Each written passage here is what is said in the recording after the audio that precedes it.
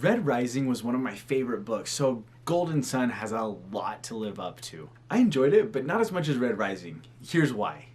Let's start with the good. I absolutely loved the evolutions of the characters and how the inter-character relationships played out in Golden Sun. I'm not sure I could have said this with Red Rising, but now I can. The character relationships are one of the strong points of the Red Rising series. The conflict between friends plays out in interesting ways, just as interesting as conflict between enemies. There are so many series where the conflict between friends feels forced, or there just isn't any, but this is the shining star of Golden Sun. Besides that, most of the things that I enjoyed in Red Rising, I continued to enjoy them in Golden Sun. Fun politics, war tactics and strategies, lots of good twists, and Darrow's voice and viewpoint are just pure gold. Or maybe red?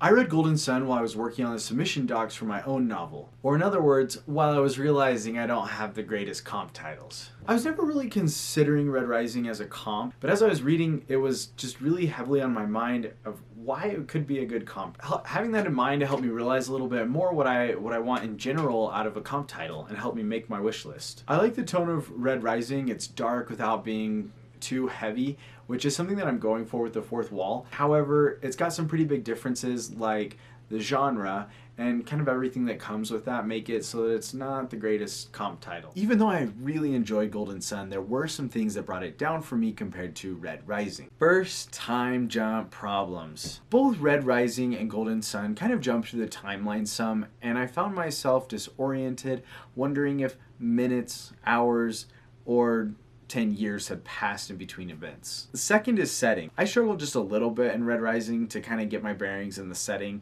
but in Golden Sun it was a lot worse. It hops from planets a lot, and I feel like we got very little detail when we went into these new settings. Finally, surprise! Characters. There were lots of minor characters that got carried over from Red Rising that I just didn't remember who they were, and we didn't really get any kind of connecting detail to really remind us, to put us back into the story. And I found myself looking up stuff. A couple times I was looking stuff up about a character that I thought maybe I should know who they are, and I shouldn't have known who they were, and I got stuff spoiled for me, and you know, it just brought the experience down for me to have to look stuff up and just get so spoiled.